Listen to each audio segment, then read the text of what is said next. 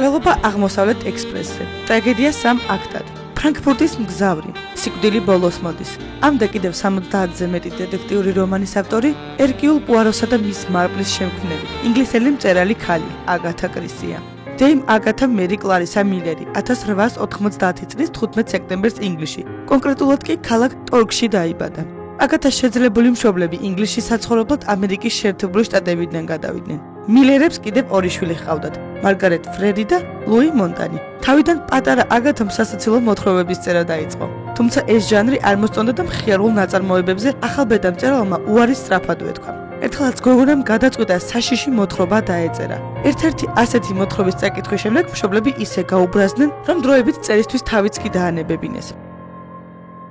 აგათა კრისტის პირველი სიყვარული ფილიპი იყო. მომავალი მწერალი ცდილობდა გრძნობები აგრესიით დაეფარა და სიყვარულს არ ამჟღავნებდა. აგათა ძალიან მორცხვიც იყო და შესაბამისად ლაპარაკიც არ უყვარდა. პირველი მსოფლიო ომის დროს აგათა კრისტი ჰოსპიტალში მედდად მუშაობდა. თანამშრომლობდა წითელ ჯვართანაც და იყო აფთიაქარიც. სწორედ აქ შეისწავლა იშვიათი შხამები და წამლები, რომლებიც შემდგომ საკუთარ დეტექტივებში გამოიყენა. წითელ ჯვარში მუშაობისას მწერალმა მფრინავი არჩიბალდ კრისტი გაიცნო და ძალიან შეუყვარდა. 1914 წელს მათ იქორწინეს. ამ პერიოდში აგათას წერისთვის თავი ჰქონდა დანებებული. არჩიბალდის რთული სამსახურის გამო ცოლ-ქმარი ერთმანეთს თვეობით ვერ ხედავდნენ, რაც მათი ურთიერთობისთვის ნამდვილი გამოცდა იყო. აგათა სახლში მარტო ყოფნისას მიხვდა, რომ ძველი საქმიანობა ძოის გაყვანაში დაეხმარებოდა და კვლავ წერა დაიწყო.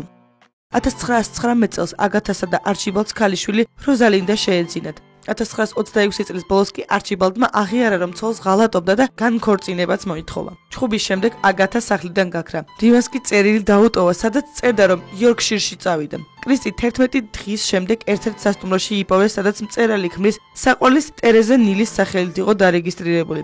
აგათამ თავისი გაუჩინარება ვერ ახსნა, ექიმებმა კი მას ამნეზია დაუდგინეს.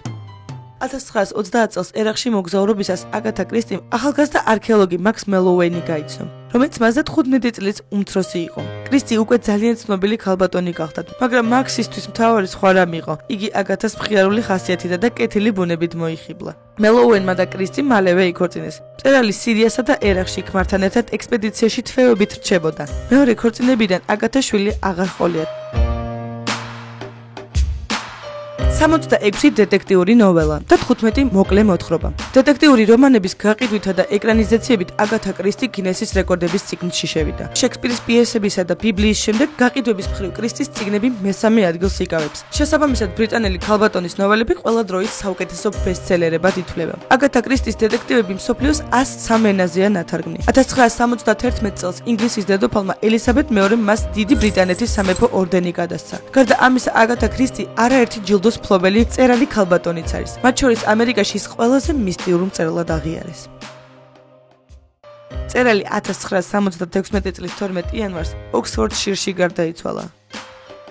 მადლობა ღმერთო ჩემი კარგი ცხოვრებისთვის და იმ სიყვარულისთვის, რასაც ამ წლების მანძილზე ვგრძნობდი. აგათა კრისტი. ავტობიოგრაფიული წიგნი სწორედ ამ სიტყვებით მთავრდება.